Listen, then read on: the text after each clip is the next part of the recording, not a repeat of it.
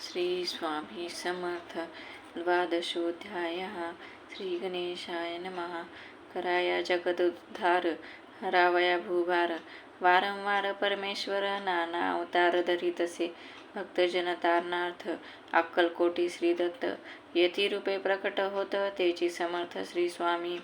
गताध्यायाचे अंती बाळप्पा आले अक्कलकोटी पुण्यनगर पाहुणी दृष्टी आनंद पोटी न जमावे। त्या दिवशी श्री समर्थ होते खास बागेत यात्रा आली बहुत गर्दी झाली श्रीजवळी बाळप्पाचे मानसी तेव्हा चिंता पडली ऐसी ऐशा गर्दीत आपणासी दर्शन कैसे होईल परी दर्शन घेतल्याविन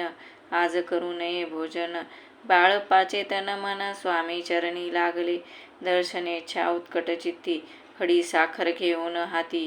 गर्दी माझी प्रवेश करीती स्वामी सन्निध पातले अजानुबाहू सुहास्यवदन श्री स्वामी मूर्ती पाहून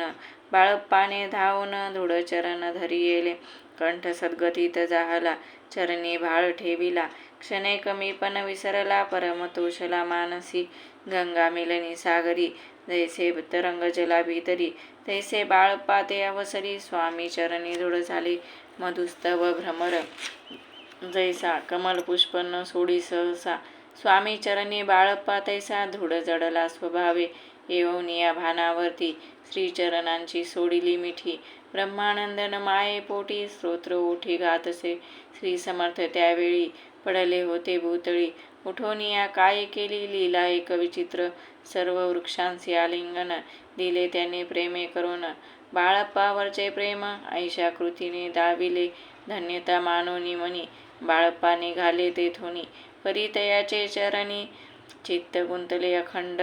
त्या सभे एक जहागीरदार ते होते बिराडावर स्वयंपाक करोनी तयार म्हणती जाऊ दर्शन बाळप्पा दर्शन करून आले बिराडी परतून जहागीरदारी नैवेद्य काढून बाळप्पा हाती दिदला म्हणती जाऊने स्वामींसी अर्पण करा नैवेद्यासी अवश्य म्हणून तयांसी बाळप्पा तेव्हा चालले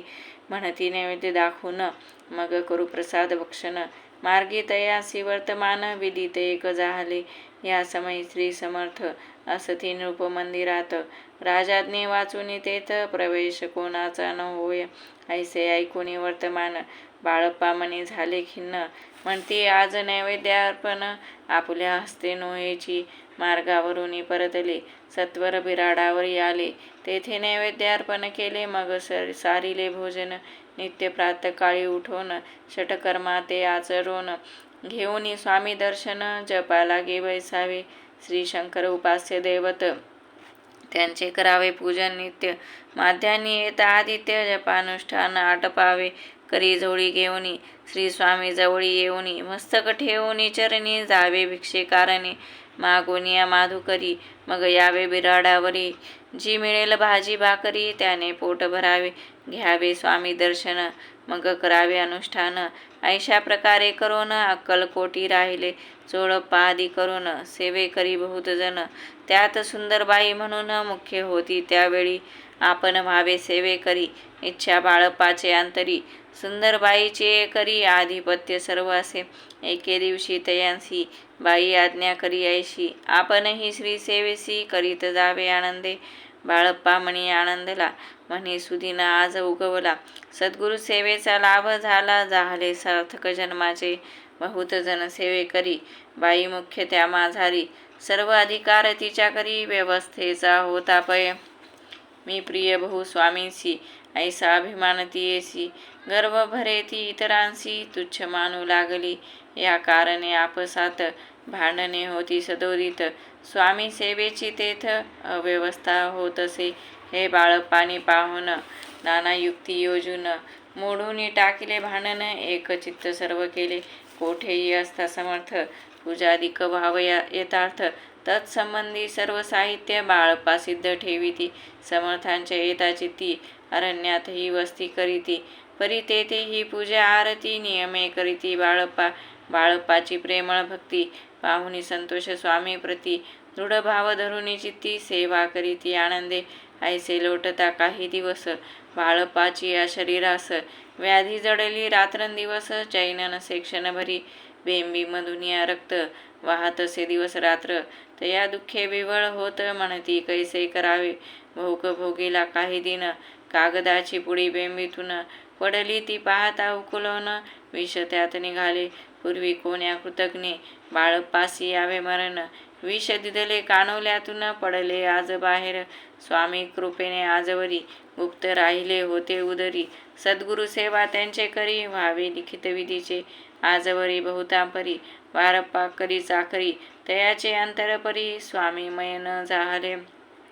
प्रत्येक सोमवारी त्यांनी महादेवाची पूजा करून मग यावे परतोनी स्वामी सेवे कारणे हे पाहुणी एके दिवशी बाईबीन वीस समर्थांसी आपण सांगुनी बाळप्पासी शंकर पूजनीवर जावे तैशी आज्ञा तयाप्रती एके दिनी समर्थ करीती परी बाळप्पाचे चित्ती विश्वास काही पटेना बाईच्या आग्रहावरून समर्थे दिली आज्ञा जाण हे नसेल सत्यपूर्ण विनोद केला निश्चय पूजा करणे उचित न करावे हेची सत्य यापरी चिठ्ठ्या लिहित प्रश्न पाहत बाळप्पा एक चिठ्ठी तयातून उचलून पाहता वाचून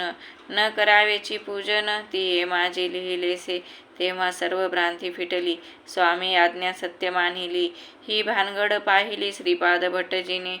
समर्थांचा पूर्ण भक्त चोळप्पा नामे विख्यात तयाचा हा जामात श्रीपाद भट्ट जाणीजे स्वामी पुढे भक्तजन ठेवी ती द्रव्याधिक आणून ते सुंदर बाई उचलून नेत असे सत्वर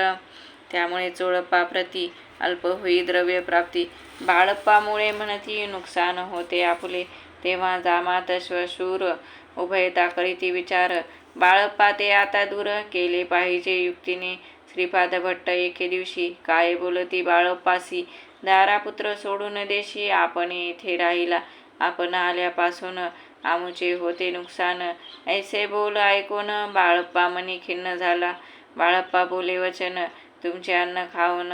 करीतो तुमचे नुकसान व्यर्थ माझा जन्म हा स्वामींनी मज आज्ञा द्यावी मी जातो आपुल्या गावी परी तुम्ही युक्ती योजावी आज्ञा होईल ऐशीच श्रीपाद भट्टे एके दिवशी विचारिले समर्थांसी कुलदेवतेच्या दर्शनासी जावया इच्छी बाळप्पा ऐसे ऐकून या समर्थ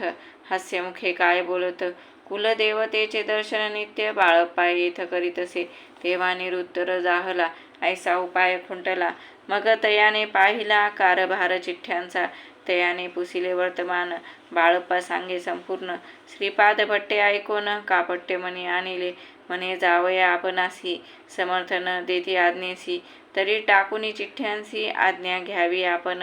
तयाचे कपट न जाणोनी अवश्य म्हणे त्याच दिनी 2 चिठ्ठ्या लिहूनी उभयतांनी टाकिल्या चिठ्ठी आपुल्या करी वटजी उचली सत्वरी येथे राहून चाकरी करी ऐसे लिहिलेसे वटजी मनी खिन्न झाला सर्व उपाय खुंटला महाराज आता बाळप्पा न सोडतील निश्चय स्वामी चरणी दृढ भक्ती बाळप्पाची जडली होती कैसा दूर तयाप्रती करतील यती दयाळ जे केवळ दयाघन भक्त काज कल्पद्रुम विष्णू शंकर दोघे जन तयांसी शरण सदैव इति श्री स्वामी चरित्र नाना प्राकृत कथा संमत सदा प्रेमळ परिसोत 12 ध्याय गोडहा श्री राजाधिराज योगीराज श्री स्वामी समर्थ महाराजार्पणमस्तु श्री स्वामी समर्थ महाराज की जय।